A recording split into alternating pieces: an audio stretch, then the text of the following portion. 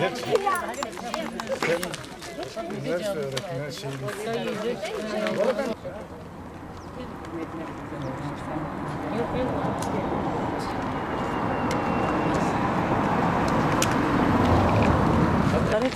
Aynen.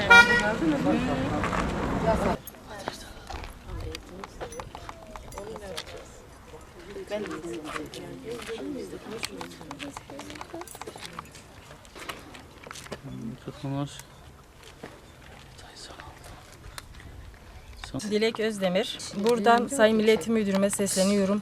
15 yıllık olan servisimizi niye bu yıl iptal ettiler? Çok mağduruz. Sesimizi duyun. Her kapıya gittik. Bir sonuç alamadık. Sesimiz olun yani. Yani ne kadar 2 kilometre ama ne kadar kaç metre eksik onu bilmiyoruz. Yani 5-10 metre için iptal edilmemesi lazım. Elif Özdemir, benim 3 tane öğrencim var. 2 tanesi bu okula geliyor.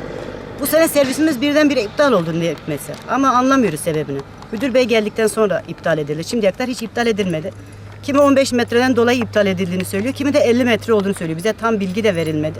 Gittiğimiz hiçbir yerde bir şey de yapamadık. Yani sesimizi duyuramadık. Siz de artık sesimizi bir şekilde duyurursunuz inşallah.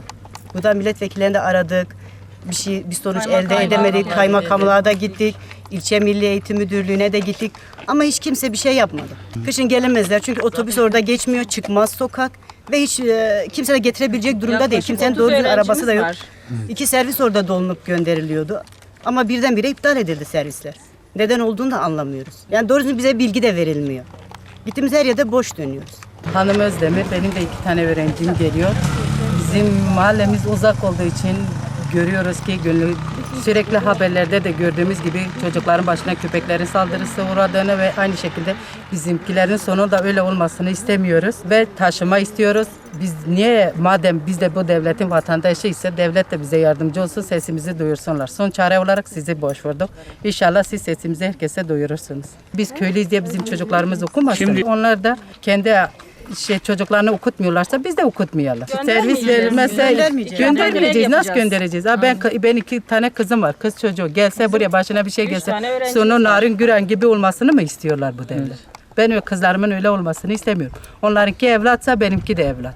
Ben kızlarımın hakkı varsa hakkının sonuna kadar savunucusuyum. Ve kızlarımın arkasındayım. Eğitim okula gitmelerini de istiyorum. Köy okullarına devletin verdiği desteği sonuna kadar da biliyorum. Ne hakka sahip olduğumu da biliyorum. Madem ben köy okulunda çocuğumu okutuyorsam, ben kızlarıma ekstradan kitap alıyorsam, okulunun tamirlerini, her şeylerini yapıyorsam, o okulun da bana destek olması, arkamda durması ve çocuğum için bugün bu sıkıntıları yaşamamam gerektiğini de biliyorum. Bu okul yönetimi biliyor mu ki benim halim çıkmaz sokak? Biliyor.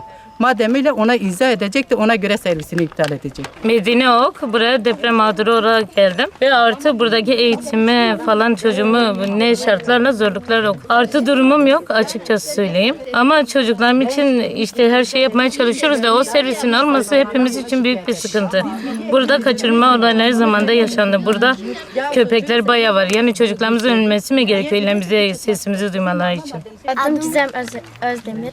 6 yıldır bu okuldayım. Hep servisimiz var. Bu yeni müdür geldiğinde servisimizi kaldırdı. Sokak köpekleri de var. Biz servisimizi geri istiyoruz. Adım Leyla Gül Özdemir. 4 yıldır bu okuldayım. Servisimiz vardı. Şu an bu müdür geldiği için yok. Servisimizi geri istiyoruz. Adım Feyza Özdemir. 3 yıldır bu okuldayım.